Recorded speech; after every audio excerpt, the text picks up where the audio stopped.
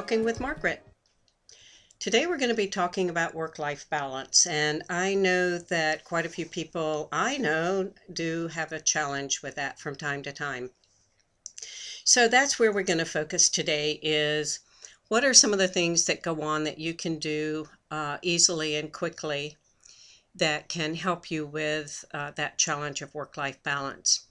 And yes, I have had that experience. Fortunately, currently, I don't have as intense an experience with the work-life balance piece. Occasionally, I still do. But as when I had three children, a full-time family, obviously. Occasionally, we had others living with us from time to time, mother-in-law, friends, family, different people that would come and stay with us for periods of time. It can be a challenge to manage all of that, get everybody where they're going, and then find time for you. And so if those are questions and problems that you have, then maybe that's something that should be addressed. I've noticed on Facebook several things going on with people making those kinds of comments. Also with, even some of my clients I'm working with as a life coach and helping them look at what can we do quickly and easily that can help add to the work-life balance issue. And of course, there's so many variables. It can depend on the size of family, whether you're married, whether you're single, and even sometimes when you are married, maybe your spouse travels. I know in my family, my oldest son travels on his job, so he's gone most of the week. So my daughter-in-law manages the whole process, as does my daughter with her husband when he is traveling, which is often like every other week and he's gone for the full week. So, with small children, it can be especially daunting when you have to deal with that. So as we look at how we can handle some of those things, first off, I'm thinking that we can first of all just take a look at what are all the demands and make a list even. Yes, that takes a little extra time, but one of the things that we have to understand is in order to be able to come to the realization of where are things we can cut out or what are things that we can delegate, we really need to assess, excuse me, my apology, we need to assess the situation. So as we go forward looking at that, make that list. What are things you can delegate? And that's the beauty of being able to look at just some of the simple things. Children should be helping with setting the table, clearing the table at meals. They can do, depending on their size, make up their beds, put their clothes in the laundry hamper, even start helping to do the laundry because they're going to need to know at some point these life skills. So being able to help fold or at least put their clothes away and those kinds of things. Yes, that can be a challenge. I experienced that myself is really, you can't seem to get the clothes you can get them from the laundry room to your room, but they can't seem to go in the drawer or hang in the closet. So, so it's figuring out how to get that piece, maybe working with your individual child on that. But also, and clearing the table, putting dishes in the dishwasher, these are jobs that children can help with. And yes, I've had the question posed to me by my children from time to time as to, is this the only reason you had children is to do your work? And the funny thing is now they see what an asset children can be at helping getting some of the things accomplished. And, it is part of being a member of the family. We all pitch in. We all have to help and do the things that are appropriate for our age and size and being able to enjoy being part of a family. So as you look at and assess those kinds of things and fitting in, when is the time for you? That's the key question. You see, that's one of the things I talk about and focus on in the coaching, whether it's coaching men or women, is putting themselves and their self-care at the top of the list. And women especially tend to throw it, and they don't even have it on the list most of the time. So we want to make sure that we're taking a look at where are the moments in time you can do the small increments of self-care when you have a very demanding family and job life. And that's the one of the problems of today's world, especially in the US, is having our companies tend to think that we should be working for them 24 hours a day, 7 days a week. They expect us to be on call at all times.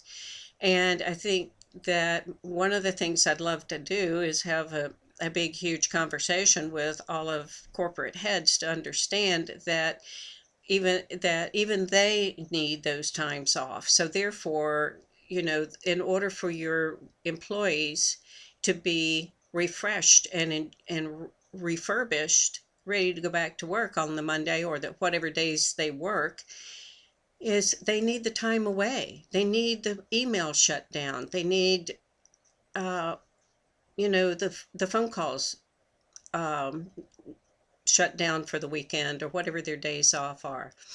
And as we look at that, there are ways to do that. I tell people, the nice thing about this media that we have, it has an off button. And,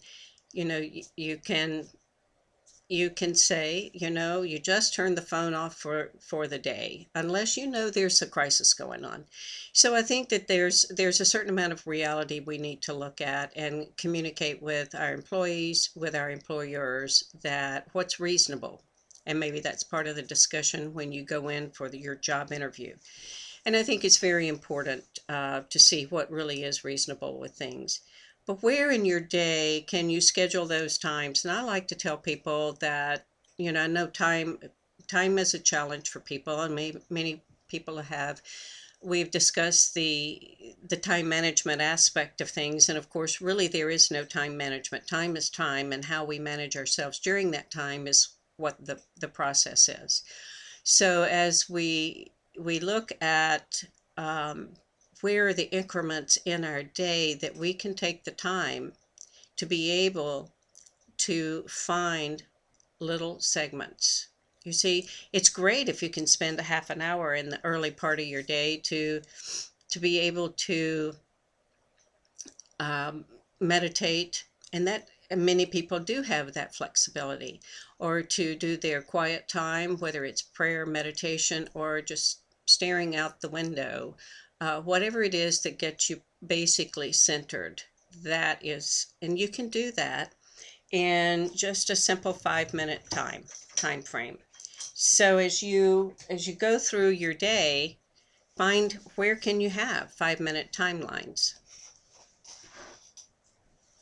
so that as you go forward, starting your day, especially with an extra 5 minutes, if you don't have any more time than that, inform the family, this is my 5 minutes, do not interrupt me unless it's an emergency, and here's what constitutes an emergency. And so you define those things for your family. Here's what constitutes an emergency. And then you have to learn to block them out if they happen to determine that they're going to interrupt you. I suggest maybe getting up 5 minutes earlier, or possibly 10 minutes earlier in the morning than you normally do, so you can have that. A 5-minute time just to close your eyes, be able to bring your attention to your heart, and then breathe in long and deep breaths. If you do that just for a few moments, that will get you centered. You can start your day with a more calm, easy process of the day. And then if you can take moments during your break time, during your lunch time, the 5 minutes here and there throughout the day will help relieve that stress, will help relieve that frustration and overwhelm.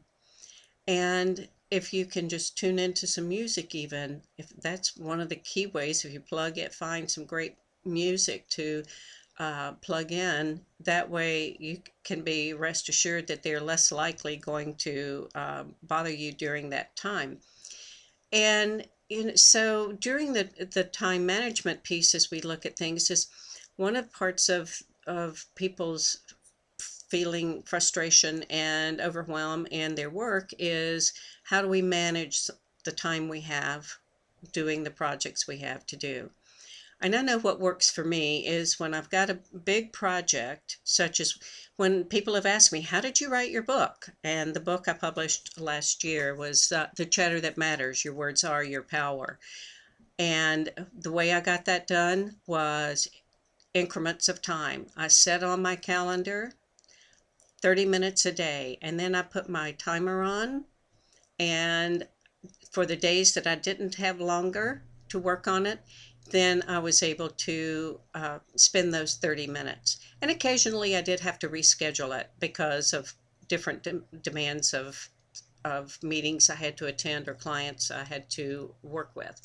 But if you can look at where, at least start out with doing your projects in small chunks and take a break, and then put it in another time. I know one of my clients said after he finishes a particular project, he just wants to look on the internet for, or Facebook or some other something, as he is thinking about different things. I said, so take yourself 5 minutes or 3 minutes.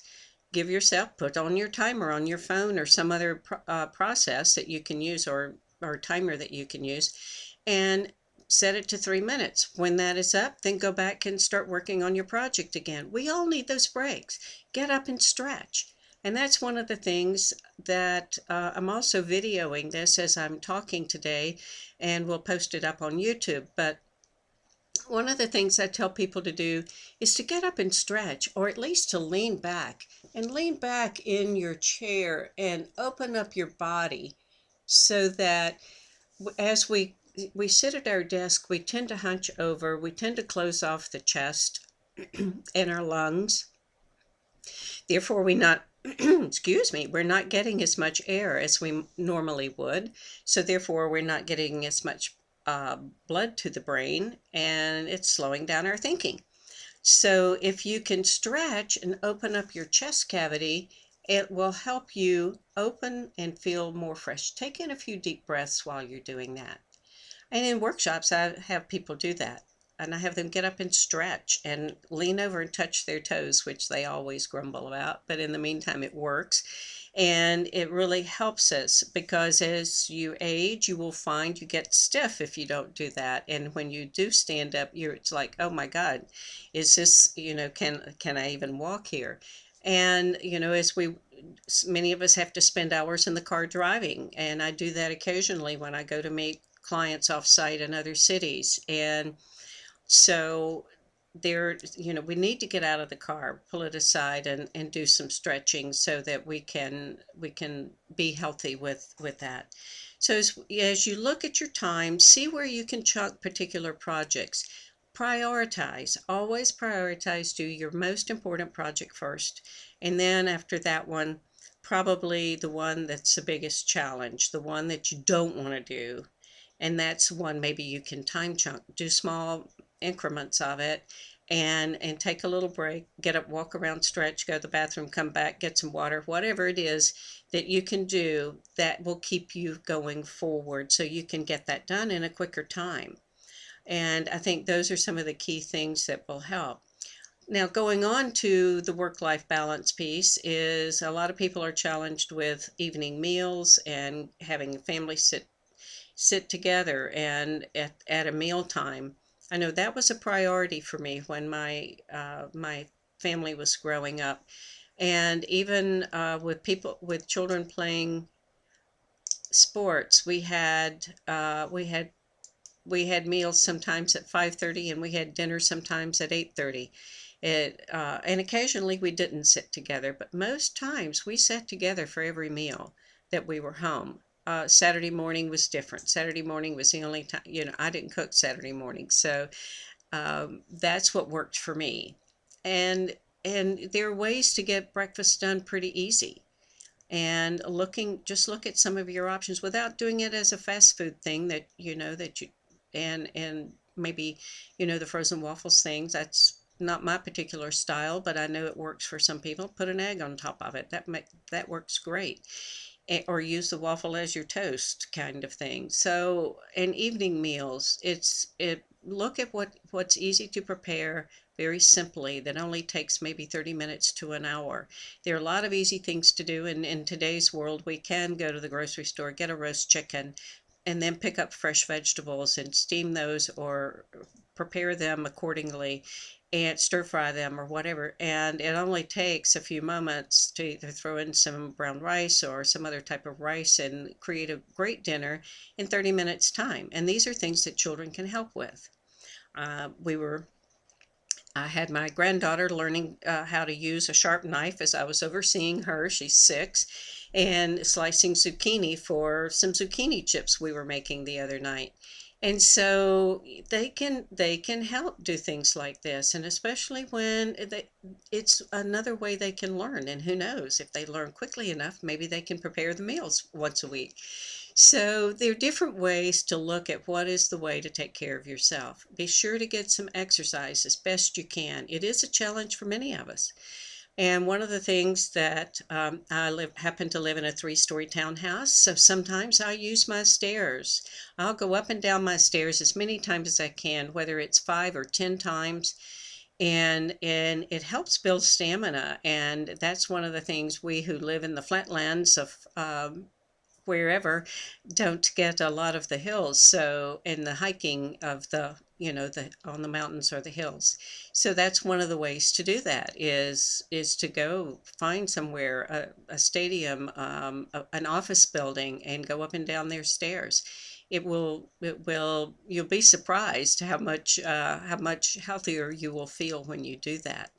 And so bicycles, riding the bicycle with your children and taking a few moments. We have these long, lovely evenings here this time of year. And it is, except in Florida, we do have thunderstorms sometimes in the evening. So, of course, you have to be careful of that. But there are ways to fit in some exercise, whether it's yoga on television on demand or yoga classes, walking with a family. Whatever it is, try to find some ways to do some exercise to keep yourself healthy. And so that it also improves your attitude. You're tired, but you still feel better overall. And that's one of the things I think that I found for me when I don't exercise, I get to feeling tired, more and more tired.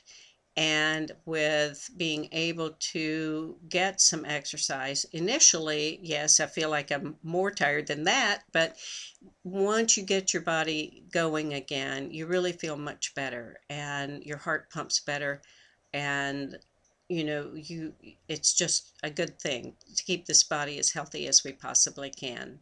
So those are a few of my tips. So look at your life balance by looking at times that you can spend 5-minute increments at minimum of time to get centered, refresh yourself, breathing in and out, letting go of stress as you exhale, and clearing your mind, because as you bring your attention in your breathing process to your heart, that's going to take you out of your head. In our head is where stress happens and our frustration and all of that. So if you can do that one piece, that's in the heart breath process, that's what I call neutral. We just get ourselves centered there and are able to then um, get out of our head into our heart and be able to get relieve the stress, get ourselves centered for the day. So the second thing is take a look at the time, the way you use your time, and where can you be more efficient with it.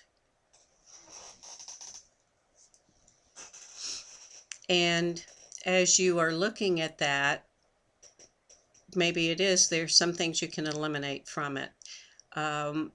Delegate to others, and all kinds of different, just look at things from a different perspective is the best way you can do that. And always, always, two more things, always think about the things that you appreciate about you, especially as you end your day. Two things. Look at the things that you appreciate about you, whether it's something you've accomplished for that day, whether it is the fact that, we're all basically good human beings. We're doing the best we can. And some days, the best we can is a real challenge. So appreciate yourself for being able to manage the situations that have been given to you for that day, the challenges that have come your way. We tend not to do that for ourselves. We tend to just brush it off. So I would encourage you to appreciate the things that you have accomplished. Also, I would encourage you to write down your gratitudes. Had a discussion with two friends yesterday, and we were discussing that. As we spend more time in gratitude, and it's amazing how many things for which we can be grateful when we really stop and think about it. See, we take for granted that we get up every day, we can walk across the floor, we breathe, we see, we smell, we hear, and because we have been doing it for a long time. But every now and then it's good to really sit down and look at everything in our lives for which we can be grateful. But at least on a daily basis, one of the things I do as I end my day, I have a particular journal I keep beside my bed, and I write down 3 to 5 things for that day for which I'm grateful. And so as you take a moment and do that, it can be things like, yay, I got a new client today. Or, oh, my rose bush is blooming and it has the most beautiful, fragrant roses. And I'm so happy about that. It's a beautiful full moon. Yay, I had green traffic lights all the way home. Whatever it is. I had a conversation with my best friend. You can think of a lot of things. And on those days that you can't, maybe the other fun things, maybe it's the simple things. I have a healthy body. I have work. I have a warm bed or a cool house. And start thinking about the things that you can be grateful for that day and in your life. So I will close our program today with just that reminder is remember, you are the one that's in charge of you. Take care of yourself, because you also show your family members, your children, how they need to learn to take care of themselves. So helping them start their day maybe with 5 minutes of quiet time might help them do even better in school. So thank you again for joining me today at Talking with Margaret. And you can find me at margaretmartin.com. Find me on Facebook as Margaret Martin Life Guide and or Margaret Martin Speaker Coach. I'm also on LinkedIn, Pinterest, YouTube, Twitter. I'm out there. So I hope you'll join me and connect with me. And I'll always look forward to hearing any comments you may have. So thank you so much for the day.